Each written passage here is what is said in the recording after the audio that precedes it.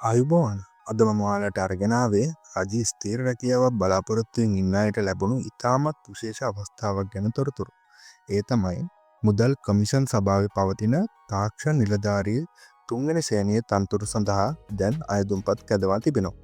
මේ ශ්‍රී ලංකා තාක්ෂණ සේවයට අයත් ඉතාම වටිනා සහ වගකීම් සහිත තනතුරක්. මේ තනතුරට තේරී පත්වන අයට රජයේ පවතින M3 2016 වැටුප් පරිමාණය හිමි වෙනවා. ඒ අනුව මූලික වැටුප ලෙස රුපියල් 31,040කින් ආරම්භ වී දීමනා සමග සැලකිය යුතු වැටුපක් ලබා ගන්න පුළුවන්.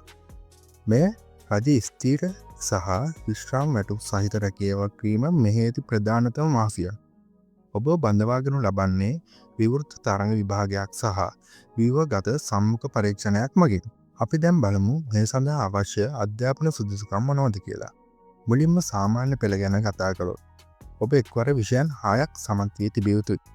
සිංහල, හෝ දෙමළ, ගණිතය සහ විද්‍යාව යන විෂයන් තුනටම සම්මාන, ඒ කියන්නේ C සාමාර්ථ ලබා තිබීම අනිවාර්ය විය යුතුයි. ඒ වගේම තවත් විශේෂ කාරණාවක් වන්නේ එක් විෂයකට අවම වශයෙන් සම්මාන සාමාර්ථයක් තිබිය යුතුයි. එතකොට මුළු සම්මාන 4ක්. උසස් පෙළ සුදුසුකම් විදිහට ඔබ එක්වරකදී ගණිතය, විද්‍යාව හෝ තාක්ෂණ විෂය යන විෂය ධාරාවකින් සියලුම විෂයන් සමත්ව තිබිය යුතුයි. අවම වශයෙන් ස්ථාමාර්ථ 3ක් තිබීම ප්‍රමාණවත් වෙනවා.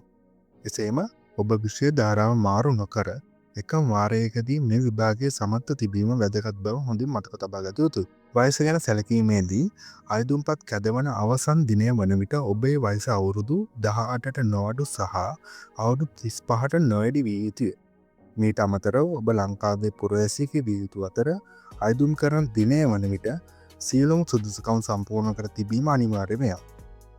ශාරීරික සහ මානසික සේවයට සුදුසු අයෙකු වීමත් මෙහිදී බලාපොරොත්තු වෙනවා. එසේම බඳවා ගැනීමේදී විභාගයට ප්‍රශ්න පත්‍ර දෙකක් ඇතුළත් වෙනවා.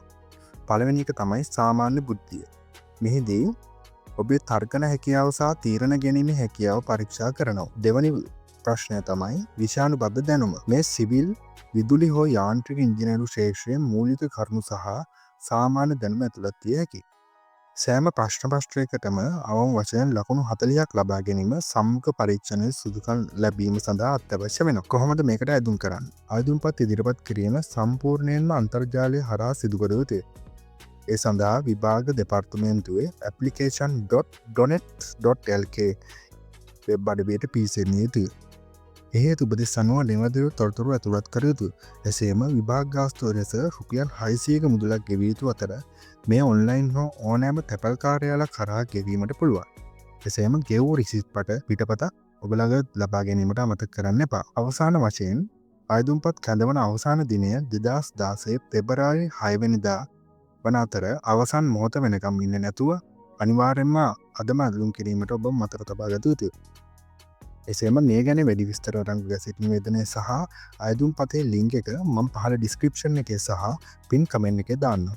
මේ වගේම වටිනා තොරතුරු තවත් දැනගන්න අපේ channel එක subscribe කරලා ළඟ තියාගන්න. හැමෝටම ජය ප්‍රාර්ථනා කරනවා.